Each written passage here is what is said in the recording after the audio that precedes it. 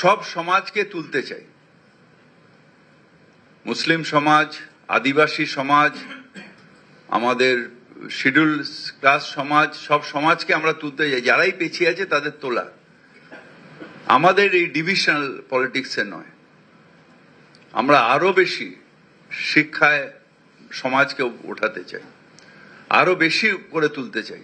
কেউ যদি, আমি আরবার বলছি তো, কেউ যদি ধর্মস্থান তৈরি করতে চান আমাদের কোনো আপত্তি নেই, কিন্তু এই যে কমিউনালিজমটাকে মাঝখানে নিয়ে আসছেন, 6 তারিখ 6 ডিসেম্বর বাবরি মসজিদ, আবার একজন বলছেন ওখানে কি মহারাজ আছে উনি আবার ওখানে বলছেন কোথায় রাম মন্দির তৈরি করবে। এই হবে?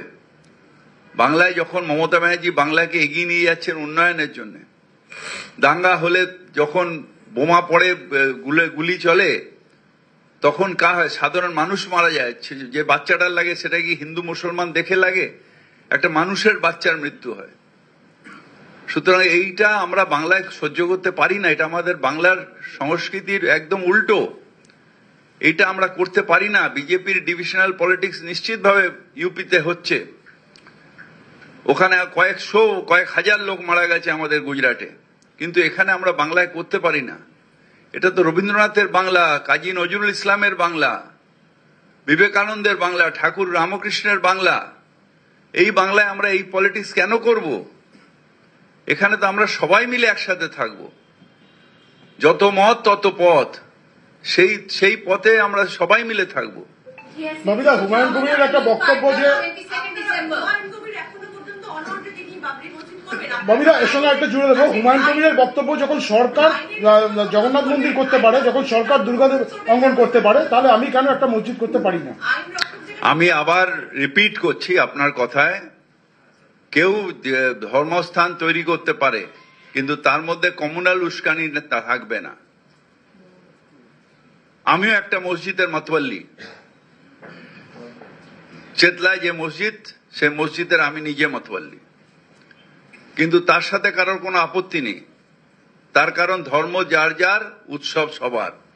সেই ধর্ম আমরা কারো ধর্ম আচরণে মানা করতে পারি না, কিন্তু উস্কানি যখন হয়, যখন সেটা নিয়ে পলিটিক্স অফ হেট হয়, তখন নিশ্চিতভাবে তৃণমূল কংগ্রেস তার প্রতিবাদ করে।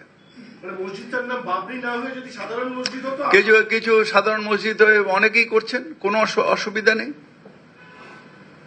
কেউ না, বিতর্কিত জায়গা হচ্ছে আজকে বাবরি, কালকে রাম মন্দির, এই চলবে, কমিউনাল পলিটিক্স চলবে। মানে তাৎপর্যটা কি? বাবরি মসজিদ তো ওখানে ছিল, এখানে হঠাৎ তাৎপর্যটা কি? মুর্শিদাবাদের সাগরদিঘিতে এমনিতে একটা রাম মন্দির করার ঘোষণা করেছিল হচ্ছে একটি হিন্দু সেনা বা বঙ্গীয়, ওই তো এইগুলোই শুরু হয়েছে।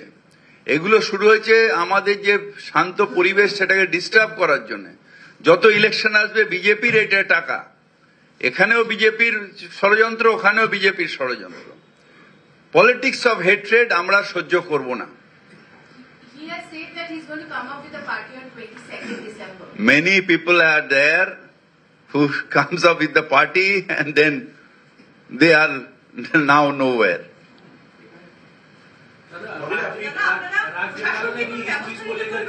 मैं राज्यपाल के बात का कोई यहाँ जवाब नहीं देना है। हमारा पार्टी का डिसीजन हमने कहा और ये स्टैंड है हमारे पार्टी का डिसीजन। हमारा श्रृंखला रक्षी कमेटी के डिसिप्लिनरी कमेटी जो है, माने